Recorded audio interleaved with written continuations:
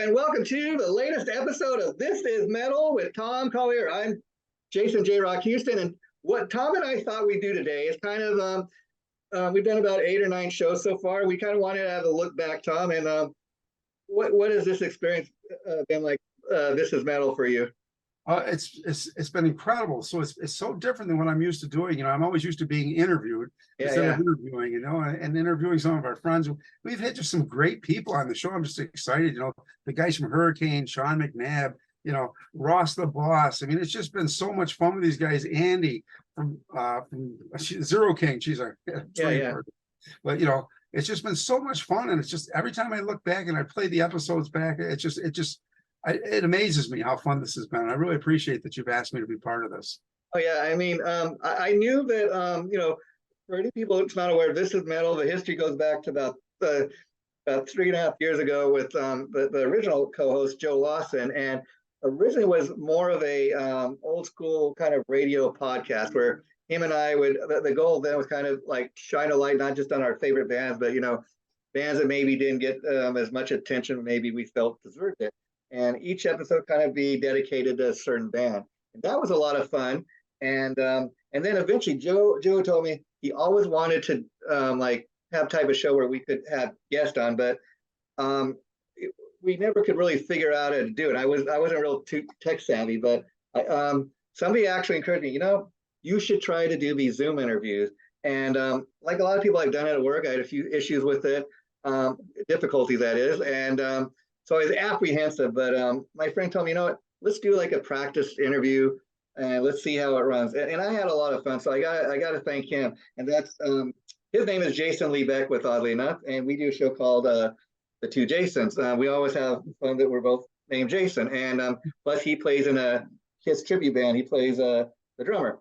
And so that's kind of where this is. And then Joe one day told me he was unable to do a show, but we both felt that it was important to keep what we had started going. And I'm not even going to name names, but I had a total of 3 people in mind, and Tom was at the top of the list.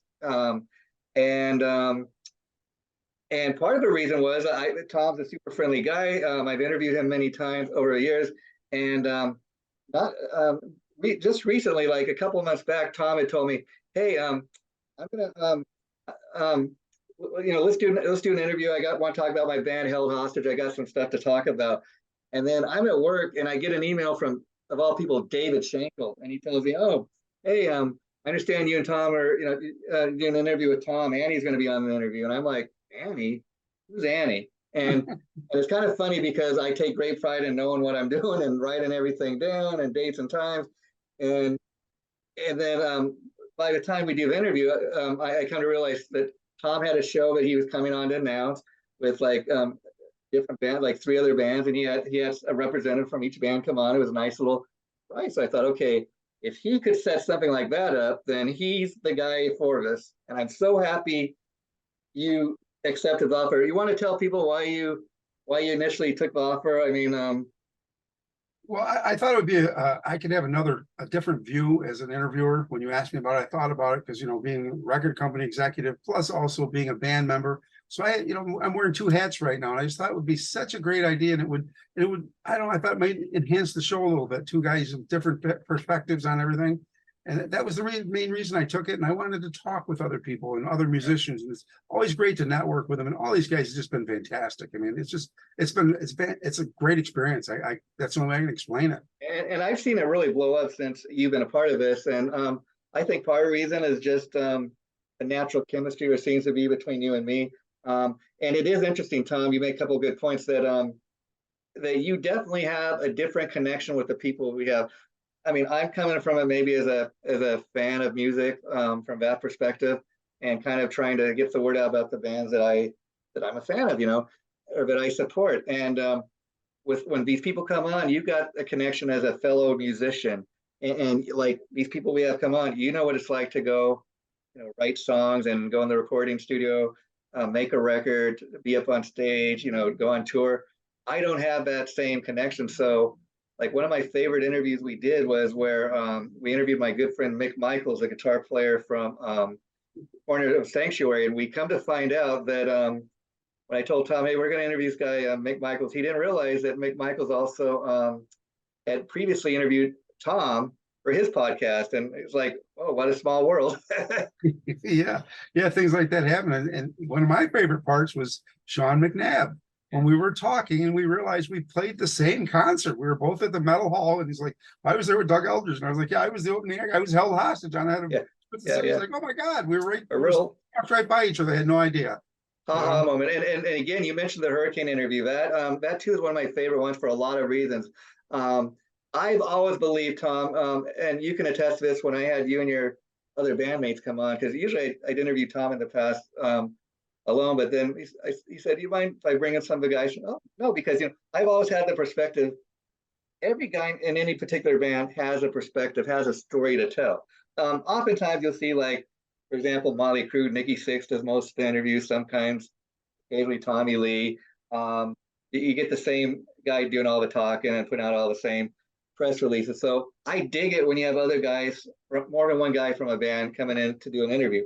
And we not just have more than one, but in the hurricane one, we had every band member come in, and they were coming from different parts. I mean, one guy was, the most entertaining part of it, hurricane video, Robert Sarza, who is Rudy Sarzo's younger brother, Hurricane's guitar player. I don't know but he was driving somewhere in his car, and he was able to do it safe, thank God. But I mean, he was driving around in his car, just talking, and he must have been like on a back lot of a studio or something, because he was just at ease and it didn't seem like he was in any kind of traffic. But it was just the coolest thing I've ever experienced. Yeah, it was. That was really neat. And I just thought it was such a cool interview. And the new singer there, what a great guy. I mean, all those guys, they were all just fantastic guys. And what a super group. I mean, when I listened to their music, I told you, I didn't hear one bad song. I was like, and see, I was so happy we could do an interview like that, because Hurricane honestly is a band that, like many people, I've heard, I'm aware of a story. That's the band, Kelly Hansen was previously in before, doing the Foreigner thing. But I never really taken the time to sit down and listen to music. I thought, okay, they got a new album coming out. That actually the publicist had reached out to me, see if we could have them on the show. And I said, sure, why not? And I had no idea at the time that we were going to have an entire band on. But I like to do my homework. So I'm like, okay, I'm going to go check out some videos, some of the music, very much like Tom did. So when we're interviewing the guys, we can actually know what we're talking about. That to me is a very important aspect of what we do. Yeah, I try to do our homework ahead of time. I mean, I want to go in there, brief, prepared for them, and at least know something about it. And that was a band that their music was awesome. I mean, I just loved their music, and even their new song that they had out, the single they had just released. I've listened to so much music I forget the name of it. Interview, they had a new video come out for a cover of a Queen song, Under Pressure. Under Pressure, yes. I just loved what they did with the song and the video. And again, I thought it was an interesting interview to do, because the band is coming back after 20 years.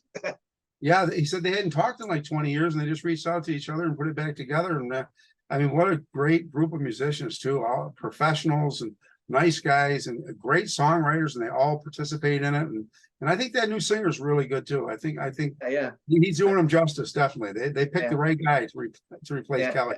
Yeah, I like to see when guys like that get a gig like that, and they're doing good. I think he's a future star, if you know what I mean.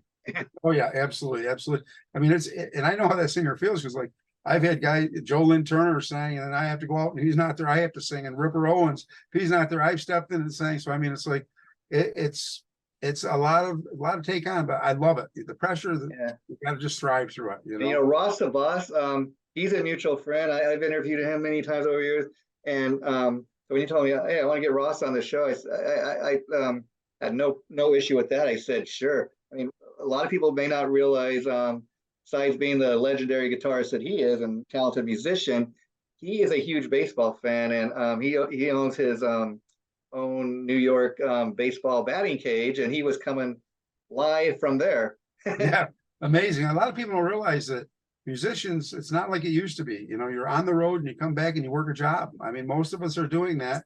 They hate to admit it, but that's just a way of life. You got to accept that, because you've got to make a living.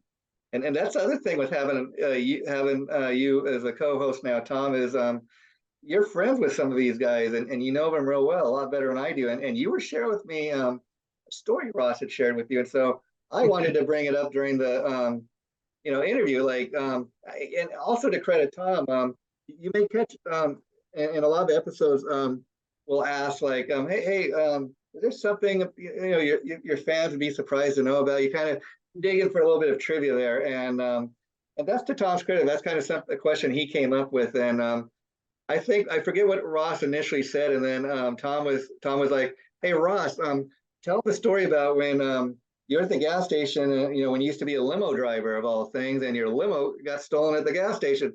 I mean, that's a story you just cannot make up. And Ross was trying to choke the guy, drag him up the road.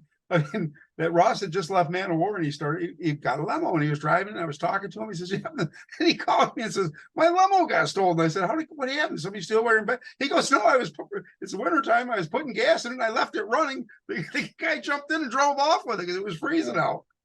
Yeah, and it's funny. I've enjoyed all these interviews we've done, Tom, so far.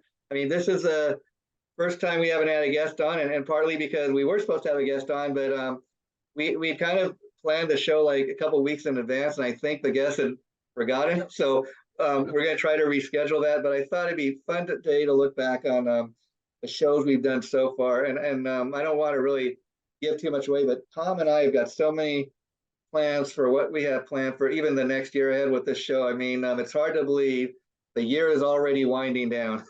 Well, I can't believe it. I just can't believe it. And I'm just happy that we're working together with this to some surprises that'll be happening. Just, it's going to be so much fun. We're making the show a lot of fun. And it's not just another talk show. And that's what I really like about it. With me, a musician, you're used to interviewing people, and it's just, and I can talk from the record perspective, the record executive perspective. And it's just, I think this show. Plus, as a musician yourself, I mean, that has been one aspect through a lot of these interviews that I picked up on myself. Like, for example, again, going back to the Mick Michaels interview, I mean, I was kind of aware of this. I think I told you before we'd actually done the actual interview. I said, Tom, you and Mick have a lot in common. You guys are both kind of the leaders of your band. You're the principal songwriters. He's not a singer, but, he's kind of a leader of the band. You guys make a lot of the business decisions, and you're both like very proud of your songwriting, as you should be. And so at one point in the interview, I remember okay, Tom, I'm going to throw it to you, and I'll let you and Mick talk. And it was kind of like two very talented musicians kind of talking shop, Oh yeah, I love that, and just talk about guitar styles, different things like that too. And oh my gosh, Stephen Percy's guitar player, Eric Ferentinos. Yeah. Yes, what a great guy, what a great tone he had, and it was kind of funny because we play almost the same rig. That's why I asked him. I was like, "Where do you get that sound from?" His sound was similar to mine. I'm going, that just sounds so much. And he starts talking. He says, I use the Marshall head, the 412s. I got a digital delay. Everything he said is the exact same setup I use. And see, that's a cool aspect because I know nothing about playing the guitar. So like when we're interviewing Eric, you're a fellow guitarist. You can ask those technical questions that I can't. Even hey, what's your rig you using? And that's, I mean, I kind of get what you're talking about, but it's like a language all its own. And so once again, two musicians talking shop. And then we talk about endorsements, things like that, the companies that have endorsed us. And I mean, I've got like 40 endorsements. These guys, I mean, as they get bigger, I mean, Eric should have 1 million endorsements. He just hasn't went after them. So like when I played the NAMM show, I walked off the stage and all these people were talking to me about string companies. And I was okay, sure, I'd love to be endorsed. I mean, Eric, that interview is going to go up next Tuesday, and I urge people to check it out because he plays the guitar in Stephen Pearcy's band, and he's kind of a lead guy, Stephen's right hand man. What's interesting is he's quite a bit younger than Stephen, and how they initially met as he moved into a house next door to where Stephen was living, and I guess Eric was living with his mom at the time, and his mom's like, "Hey, did you know the guy who just moved in next door? He used to be in the band Rat. Oh, Rat, I love Rat, and this and that." And he started out doing odd jobs for Stephen, and then through them talking, he found out that hey, that Eric also played guitar, and that's how he ultimately got the gig. But initially, he started like just by mowing Stephen's lawn and going and hanging out with him. And even though they're quite a bit different in age, they're like the best of friends. He's been his right hand man for like over 20 years now. I mean, that's just a great story. And that reminds me, like when we talked about Ross with Ronnie Dio. Ronnie Dio was instrumental in setting up Man of War. You know, Yeah. he sees Ross play a sound check. He says, "I love your guitar playing." He says, "I got to introduce him." He introduced him to Joey DeMeo. And Man of War was up. That's how they formed, and they were up there rehearsing while Black Sabbath was on stage. They were in their dressing room rehearsing. Yeah, I never met Ronnie Dio, but of course, like many people, I'm a huge fan, and I heard a lot of people like tell great stories, and I've heard the Dio guitar player Craig Goldie tell this story over the years, which is that at one point before he was in Dio, he was playing with Rough Cut, and he was like homeless, living on the street, very poor, and where they'd been staying, Craig got the refrigerator and got some food, and somebody like snatched his food away from him. And Ronnie and his wife Ronnie said they went and got Craig like a bunch of groceries, and they told the other people, "This is his food. Don't you dare touch it." Yeah. I didn't know that. Wow, that's Yeah. quite a story too. It's amazing. Yeah. Yeah. So Did you watch the movie about Dio? yeah, it's coming out on DVD like at the end of the month, but it's in Blu-ray, I think. I seen it on Showtime. It is just, I love the story. The fact that they tell the whole story. I mean, you think they would just tell maybe from Rainbow on, but they tell when he was playing the trumpet and stuff like that. Oh yeah, yeah, Yeah. yeah. Oh yeah.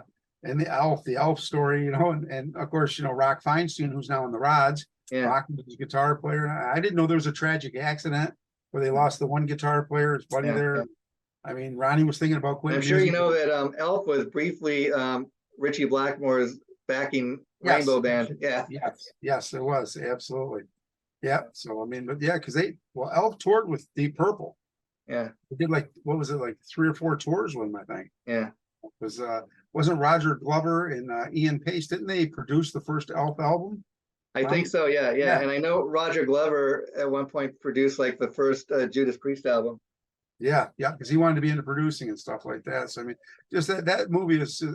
I would urge everybody to watch that movie. And the guy, Ronnie, grew up 30 minutes from me. You know, in Cortland, New York. I'm about 30 minutes to Cortland. I mean, so it's just just great guys. And I seen him growing up. I was in a bar at 14 years old when Elf was playing. I didn't know I was watching greatness. Now I fake IDs back then, you know. I see Ronnie. I seen him in Elf. I see him in Rainbow. I seen him in Black Sabbath, and I seen him in Ronnie Dio. I mean, not many people I think say, but I thought I might have been 13 years old. I mean, I was just a little kid, and they let us in the bar back then. I love everything Ronnie ever did, but I'll say Heaven and Hell, that's kind of my holy grail. Absolutely. You know? And that's how Ronnie introduced Ross and Man of War, Ross and Joey. It was the Heaven and Hell tour. Ross was on tour with him in a band called Shakin' Street. He was the opening act in Blue Oyster Cult. Yeah. And I want to let people know too, Tom, before we wrap this up today, that another interview to look forward about be getting posted about 2 weeks. Next week, Eric Ferentinos will be going up on Tuesday, and then the following Tuesday, your good friend Scott Braun from Fire Rock Music Group, who's a great rock photographer. He came on, and I don't want to get too much into that because I want people to check it out first, but it's very much worth checking out, and it was so good that talk about even maybe giving Scott a regular segment on the show once a month. Yeah, absolutely. And he's the creative director for our label, but he's also just a great guy and an incredible photographer. He's worked hard, and all the bands have recognized him as one of the top in the world. I mean, this guy, in fact, he's in New York City right now, upgrading his stuff. He's got a place in New York City, place in Tampa. I mean, he's going to be he's based out of New York City, and just a great guy. I mean, he comes up with some incredible street shoots. He shot so many people out there. I mean, everybody from Michael Schenker to Priest to you name it, he's been hired to shoot him. And what I love about when Scott told his story is the fact that he's one of those guys that like he's saying, you know, he's typically into hard rock and metal like we are, but he's like, I've gotten other jobs that weren't necessarily in that genre. But again, when you're starting out to prove yourself in the business, you got to be willing to take any job that comes your way. You know? Yeah, and he does corporate stuff. Big major corporations fly him to Tennessee or fly him wherever, you know, to have him shoot him. I mean, the guy is the best in the business, and he's just a great guy. So everybody that signs with Fire Rock, you know, Scott works with them and works on their budgets and stuff like that. He's just a real gracious guy. He's making sure that everybody's taken care of very well. And then a couple of weeks, we're going to also be doing an interview with Jim Crean. I'm sure you know who he is. He's played with Carmine and Vinny at Peace. He's put out a lot of great solo albums over the years. He's got a great new band that they just put out a debut album a couple months back, earlier in the year, called Screen Taker. And so when we have him come on, we're going to talk probably about that and just everything he's done throughout his career. And I understand. Jim actually sang one night. We did a big concert. And I think there was like 25,000 people, and Jim was the singer for us. So, you know, Tom, when we're talking to Jim, you're gonna have to bring that up. Yeah, Jim sang. Carl Kennedy from the Rods drummed, and Freddie Villano, who played with he plays with the Rods, but he also was he replaced Rudy Sarzo in Quiet Riot, and he played with Dee Snider's Widowmaker. So I mean, that was quite a group we put together that night to play, and it was all music. Another haha moment we had was once again mentioning the Sean McNabb interview where you would realize that through Sean has played with Quiet Riot, Great White, Doc, and Lynch Mob, a lot of great bands throughout his career. He's one of those kind of journeyman musicians. He's also an actor, done some acting. He's in the Actors Guild, and we talked a little bit about that. But another haha moment was when Tom realized that Sean had played with the late great Ronnie Montrose. And oh man, yeah, what a great moment that was. Montrose, the great 8 songs. I mean, I learned every song when I got that album. I learned every Montrose song. I love that guy. That was one of the best albums of all time. That and Heaven and Hell. I have to say Heaven and Hell. I mean, there's a few out there. It's hard to say which ones, but Montrose was ahead of his time. Definitely was. And the interesting thing about Montrose, it was really just those 2 Sammy Hagar albums, and Ronnie put out a lot of great stuff, but those are kind of the pivotal albums. And let's be honest, and especially the debut album. And it's hard to believe that turns 50 this year, Tom. And so having found that out about what a huge fan you are of that album, what I'm going to try to set up in the future is where we do a show and talk with some of the guys that actually played with Ronnie. And they're not the guys that necessarily played on that first album, but they played those songs. So I think it would be fun to talk to them. I think that'd be a great show. Get it set up. I got faith in you. And then one more thing before we go, Tom. I don't want to let all the secrets out of the bag, but another guest we have coming up is our mutual friend Carl Kennedy from the Rods. Yes. Carl's a great guy. In fact, he's playing a week from Saturday. I'm gonna probably go see him in Binghamton. I actually was texting Carl before the show started about coming down to see him and stuff. He's great. He played with Held Hostage. He actually recorded with Held Hostage. He produced Held Hostage at one point. So I mean, it's just we've got a long history with those guys. And we did shows with the Rods. We did double bills with the Rods. Held Hostage did. So he's a great guy. He'll be a great interview. He's got a lot of history. And then I just want to kind of, before I wrap it up for today, and then we'll throw it to Tom to do so. I just want to say that we've really enjoyed the guests we've had so far, and we got a lot of great guests. We're already booked for the rest of the month of September, October, and then we're going to have a few shows in November before we go on vacation for a few weeks, and then we'll come back in early December. And so we have all that to look forward to. I just want to say, if anybody, we're getting a lot of people wanting to come on the show. So if you're in a band or you're a musician and you want to come on This Is Metal, you can reach out to us through the This Is Metal page, and we'll set it up. I think that's great, and that's true. We're letting everybody on here. You don't have to just be a musician, like I say with Scott Braun. And we're going to bring on. I've got a great engineer friend that I think we'll bring on here too. There's some really cool people that are a little bit different than they're not musicians, but they make it happen for the musicians. They make the musicians who they are. Wow. Yep. So, well, Tom, it's been great. I look at this kind of show as kind of our review of what we've done so far and what's yet to come. As they say, the best is yet to come. Yes, it is, man. Thanks a lot, brother. Take care, Tom. Talk to you next week. Bye-bye.